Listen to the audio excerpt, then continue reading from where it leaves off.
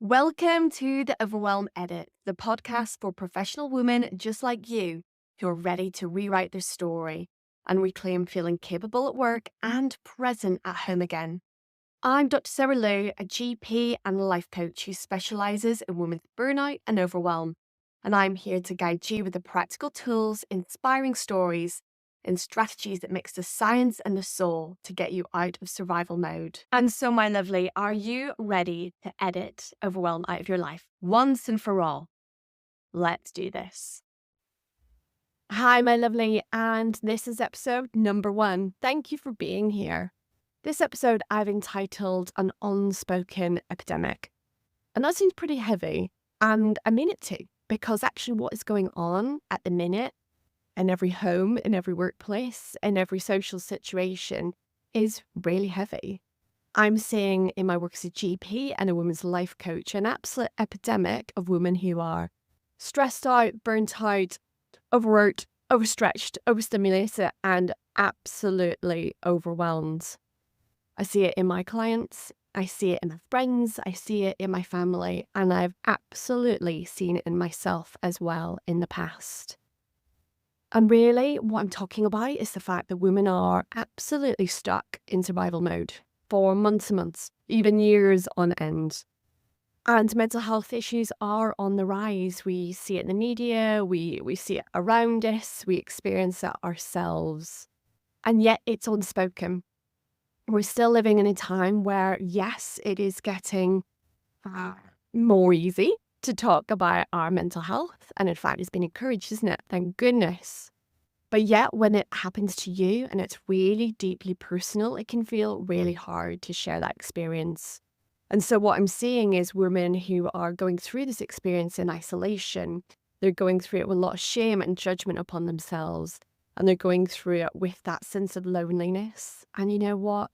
We all deserve better. We all deserve more. And that's what the Overwhelm Edit is all about. It's about being in this together.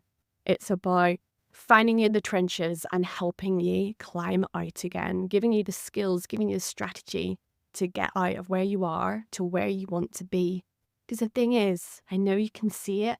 I know you can sense it. It's there on the horizon. But it just doesn't seem to be getting any closer, does it? So that's what this is all about.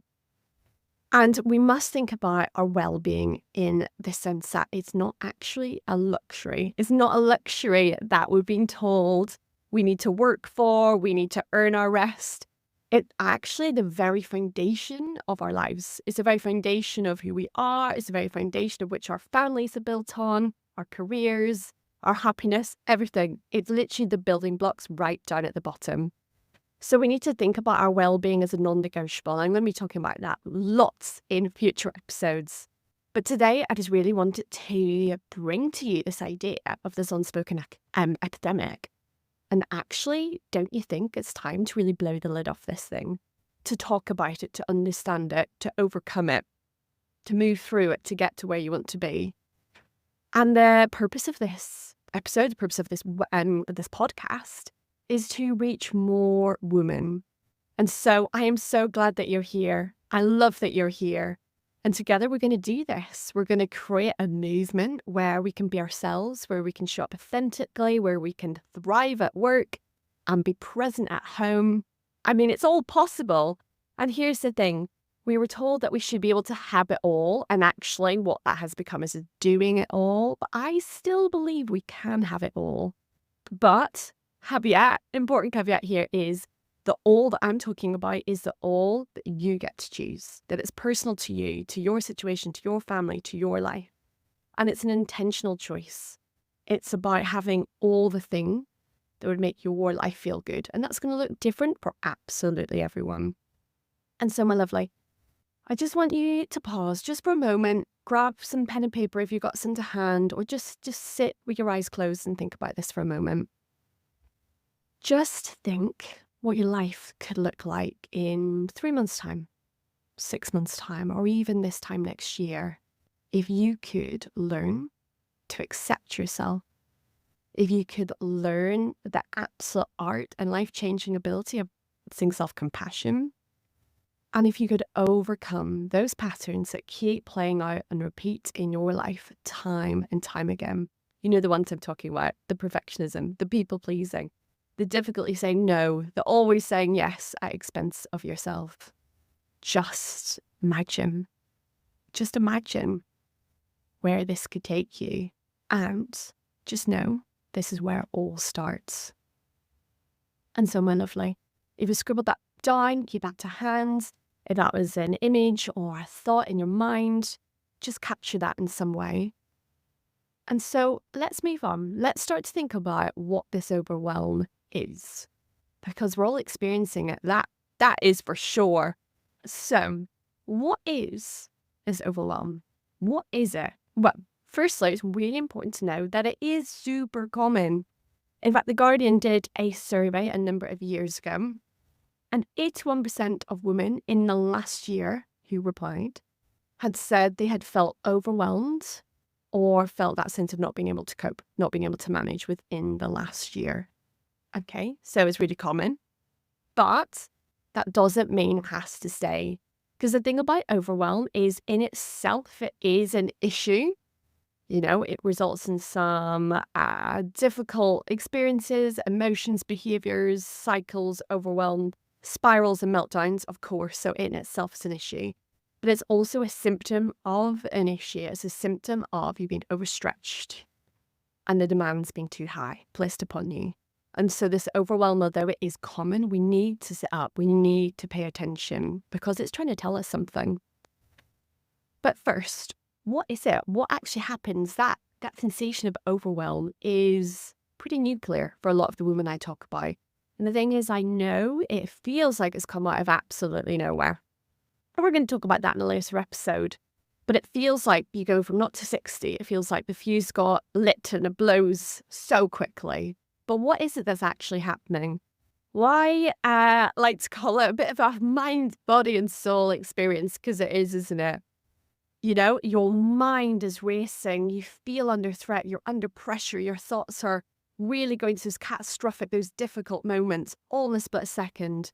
It's so emotional. You feel the tears come, they just prick behind the back of your eyes before you even know this thing is kicking off. It's just there immediately, isn't it?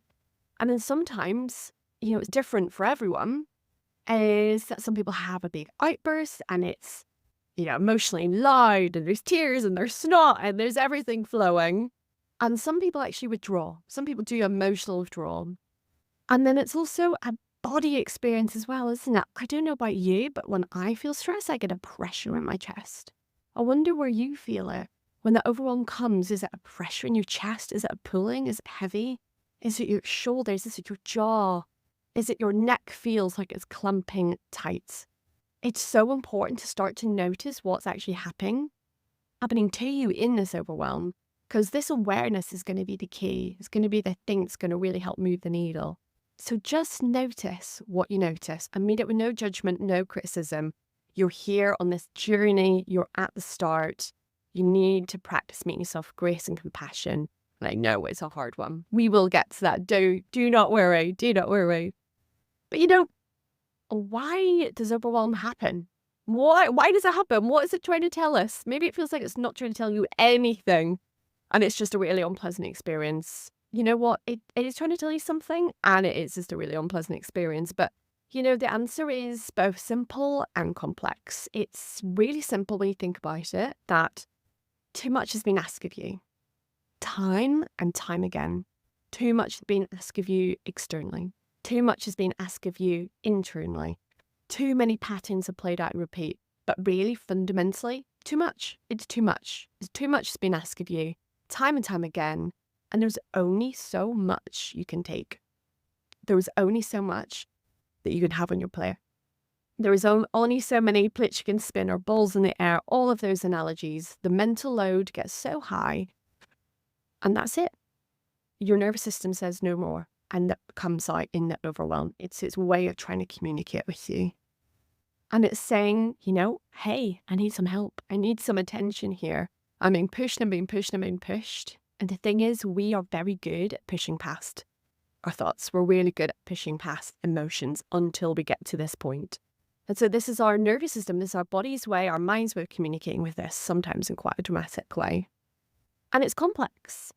It's really complex. And it's complex because we are beautifully complicated human beings. We are multifaceted women. We are perfectly imperfect. And boy, we try so hard. We try so hard, don't we? And here's the thing. If you could understand, what makes you tick, why you think the way you think, what is the narrative? What's the script that's been driving your life? Because this is the stuff that's underneath the overwhelm. This is the stuff that plays out on repeat time and time again. This is the stuff that's been programmed in and feels like autopilot, that this is just the way you are, that this is just the way it needs to be, that it is just meant to be this hard. And actually, it's not. It's not the way it has to be. It's not the way you were made. I don't know if you have experience of having little kids around or, working with them, having them at home, being in your family. But, think about it. Think about them when they're really little. Think about how they are not people pleasers, how they do not have any difficulty asking for what they need.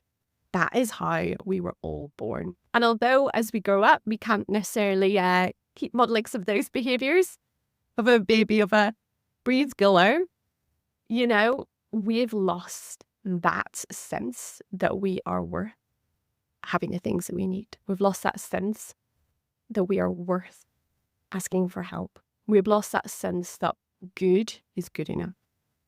And they embody it so beautifully. So just bring them to mind if you've got someone near to you or close to you in your life.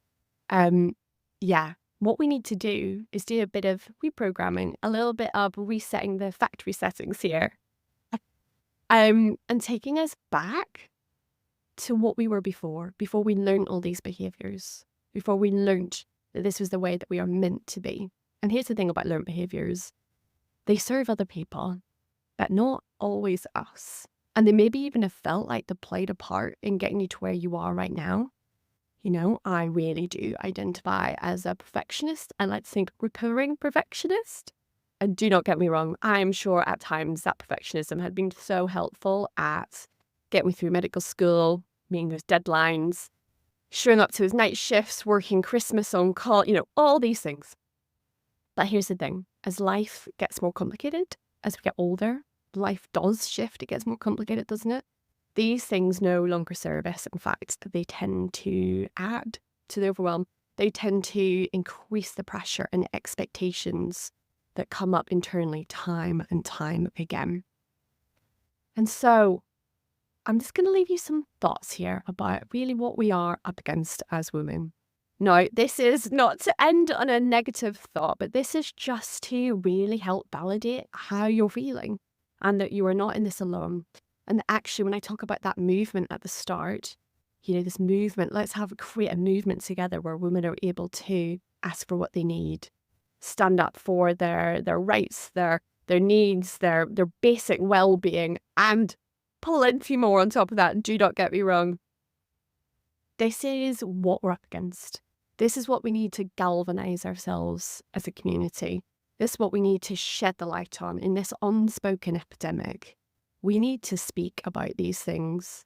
We need to talk to our friends, our family, our loved ones, if you feel able to. We need to start, working through this together. But I'm leaving you with the thought that when life feels so hard and when you feel like you're not coping and you're the only one not coping, no, that's absolutely not true. Everyone struggles. Everyone at times is that duck on that swan, let's say. On the surface of the water, calm and serene, and underneath they're pebbling frantically. But here are the things that are really, making life difficult. The societal pressure to have it all, to fit into the molds, to have X, Y, and Z by certain milestones. These milestone birthdays create a huge amount of pressure, a huge amount of expectation and disappointment for a lot of people. It's the cost of living crisis. It's the gender pay gap. It's the lack of resources of childcare I'm speaking from the UK, but I know this is a problem internationally. It's the lack of village. It's the lack of community we're not living, maybe as nature intended us to. And so isolation is rife, and we as women are really experiencing that lack of village and that loneliness and isolation. And what we turn to instead sometimes for answers is social media, isn't it? And it is a whole subject of itself. But when you are feeling vulnerable, just notice how you feel about social media. That comparison will feel really, really strong. Your subconscious will tell you everything about that post being that person's amazing reality and yours is not. I get that. Even when this part of your brain that's not true, when you're feeling vulnerable, it feels really strong, doesn't it? Yeah, and it is.